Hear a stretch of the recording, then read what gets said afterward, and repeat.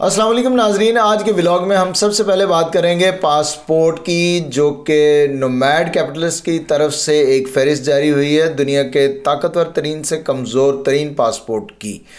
दूसरे नंबर पर हम बात करेंगे नवाज़ शरीफ और जरदारी साहब की तोशाखाना रेफरेंस में जो तलबी है, और तीसरे नंबर पर हम बात करेंगे जुल्फ़िकार अली भुट्टो साहब को फांसी से कैसे बचा लिया गया है। तो सबसे पहले हम बात करते हैं जी पासपोर्ट की जो लिस्ट जारी हुई है। तो दुनिया में पहले नंबर पर जो अभी पासपोर्ट ऑलरेडी चल रहा था वो था अरब अमारात का पासपोर्ट, जिन्हें दुनिया का सबसे बेहतरीन पासपोर्ट समझा जाता था। उसके बाद 2024 में जो नई लिस्ट जारी हुई है नोमैड कैपिटलिस्ट की तरफ से, उसमें पहले नंबर पर आने वाला पासपोर्ट है स्विट्ज़रलैंड का। स्विट्ज़रलैंड के पासपोर्ट को दुनिया में वीज़ा फ्री 176 ममालिक में जो है वो कबूल किया जाता है, और 176 ममालिक में वहाँ के बाशिंदे बआसानी बग़ैर वीज़ा के जा सकते हैं। और ये जो एक फ़हरिस्त जारी की जाती है, इसमें सिर्फ़ और सिर्फ वीज़ा फ्री ममालिक की फ़हरिस्त नहीं देखी जाती, बल्कि ये भी देखा जाता है कि वहाँ पे शख्सी आज़ादियाँ कैसी हैं, उस कंट्री में लोगों के इंसानी हकूक़ जो हैं उनकी पासदारी किस कदर होती है और जमहूरियत किस लेवल की है। ये सारी चीज़ें देखते हुए फिर उस पासपोर्ट को एक दर्जा दिया जाता है। उसके बाद अगर हम बात करते हैं इंडिया की, तो इंडिया इस वक्त 147वें नंबर पर है। पाकिस्तान की हम बात करते हैं तो वतन अजीज़ इस वक्त 195 नंबर पर हैं, यानी दुनिया में 199 पासपोर्ट हैं, 199, जिसमें पाकिस्तान 195 पे स्टैंड करता है। और पाकिस्तान के बाद आने वाले जो ममालिक हैं वो मैं उनके बारे में आपको बता देता हूँ। इसमें एरिट्रिया है, ये कोई बहुत छोटा कंट्री है, ये 196 पर है। यमन 197 पे, इराक़ 198 और अफ़गानिस्तान 199। तो इसका मतलब है कि वतन अजीज़ जो है वो आखिरी दर्जे से सिर्फ़ चंद गज़ के फासले पर है। और हमारे यहाँ जो शख्सी आज़ादियों और जो इंसानी हकूक़ का जो मामला है, जो यहाँ पे इनकी कदर की जाती है, वो तो हम सब के सामने ही है, बल्कि पूरी दुनिया उसे देखती है। और जो अभी इलेक्शन हुआ है 2024 में, यकीनन उसने इस कॉफिन में एक और कील ठोंक दी है। अगर हम पाकिस्तानी पासपोर्ट को इज़्ज़त दिलाना चाहते हैं तो हमें इसके शहरियों को इज़्ज़त देना होगी, क्योंकि हम ये देखते हैं कि जिस तरह पूरे हमारे सिस्टम में अदलिया की इज़्ज़त पर हरफ आता है तो किसी भी शख्स को बुलाया जा सकता है। इसी तरह इलेक्शन कमीशन की इज़्ज़त पर हरफ आ गया, वो भी बुला सकता है और हद तक के इज़्ज़त का दावा दायर कर दिया जाता है। इसी तरह शहरियों की इज़्ज़त जो है उसके लिए भी कोई कानून होना चाहिए कि एक आम शहरी जो है उसकी क्या इज़्ज़त है और उसके क्या हकूक़ हैं। सिर्फ़ हमारे मुल्क में आम शहरी के ना तो हकूक़ जो है वो डिफ़ाइन किए गए हैं और ना ही इसकी इज़्ज़त जो है वो डिफ़ाइन की गई है। इसीलिए हमारे मुल्क के पासपोर्ट की कोई इज़्ज़त नहीं है, क्योंकि दुनिया में ये पासपोर्ट की इज़्ज़त इसी तरह तभी होती है जब उसके शहरियों की इज़्ज़त होती है, क्योंकि शहरियत जो है वो शहरियों से होती है, ना कि हुकाम से होती है। तो एहतसाब अदालत में कौमी एहतसाब ब्यूरो के दायर करदा रेफरेंस के मुताबिक यूसुफ रज़ा गिलानी पर पाकिस्तान पीपल्स पार्टी के शरीक चेयरमैन आसिफ जरदारी और मुस्लिम लीग नून के कायद नवाज़ शरीफ पर गैर कानूनी तौर पर गाड़ियां अलाट करने का इल्ज़ाम है। इस रेफरेंस में ओमनी ग्रुप के सरबराह ख्वाजा अनवर मजीद और ख्वाजा अब्दुल गनी मजीद को भी मुल्ज़म नामज़द किया गया है। रेफरेंस में कहा गया है कि आसिफ जरदारी और नवाज़ शरीफ ने कारों की सिर्फ 15% कीमत अदा करके तोशाखाना से गाड़ियां हासिल की। ब्यूरो ने इल्ज़ाम आयद किया कि यूसुफ रज़ा गिलानी ने इस सिलसिले में नवाज़ शरीफ और आसिफ जरदारी को सहूलत फराहम की और तहफ़ को कबूल करने और ज़ाया करने के तरीक़ाकार को गैर कानूनी तौर पर नरम किया।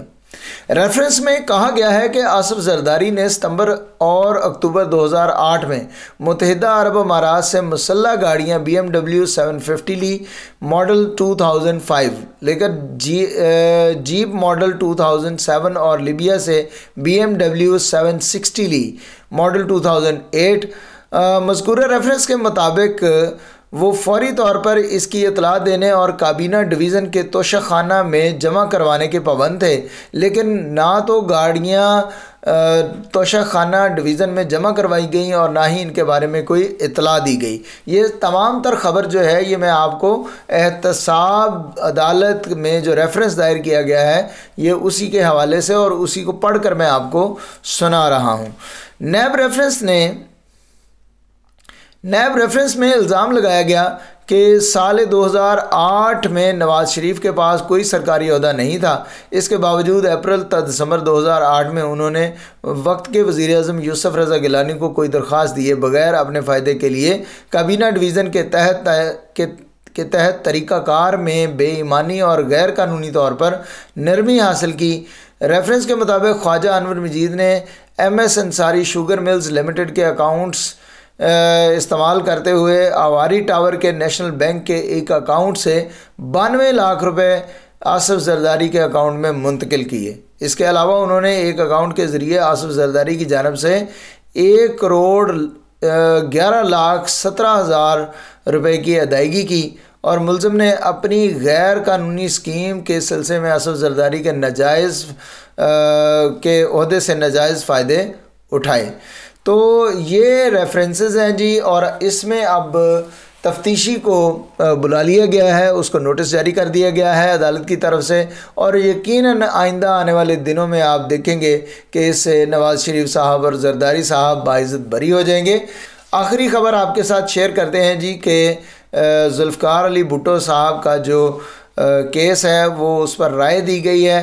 तो ये रेफरेंस 2011 में जरदारी साहब ने भिजवाया था और इसमें उन्होंने इस रेफरेंस के मुताबिक उन्होंने कहा था कि जुल्फ़कार अली भुट्टो साहब को जो सज़ा हुई वो एक अदालती कत्ल था और इस पर अपनी राय, इस पर एक फ़ैसला दिया जाए। तो अभी आज जो फ़ैसला दिया गया है उसमें अदालत आलिया ने यह कहा है कि हम इसमें इस फ़ैसले में तो कोई रद्द-बदल नहीं हम कर सकते, अलबत्ता हम अपनी राय दे सकते हैं। और इसमें उन्होंने मुतफ़िका राय ये दी कि ये एक गलत अदालती फ़ैसला था और इस पर आईनी तकाज़े इसमें पूरे नहीं किए गए और अपीलों का हक़ जो है वो सही तरह से मुल्ज़म को इस्तेमाल नहीं करने दिया गया।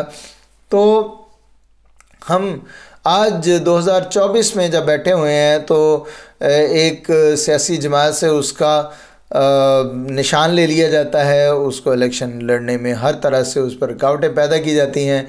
फिर यहाँ तक कि अगर वो जमात जीत जाती है उसको हुकूमत नहीं बनाने दी जाती और हर तरह से धांधली करके उसका एक अदालती कत्ल किया जाता है। फिर उसके बाद यहाँ तक नहीं बल्कि जो मखसूस नशिस्तें हैं वो भी छीन ली जाती हैं।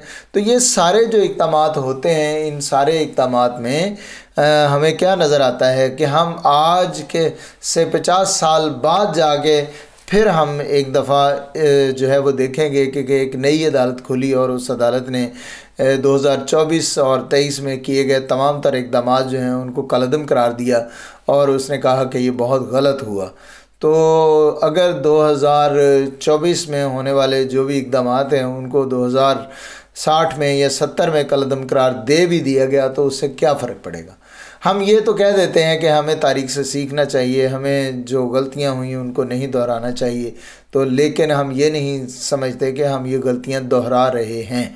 हम हाल ही में ये गलतियां कर रहे हैं और हम उन्हीं पर जो है लफाजी इस्तेमाल करते हैं हुए ये कहते हैं कि हमें ये गलतियां नहीं दोहरानी चाहिए।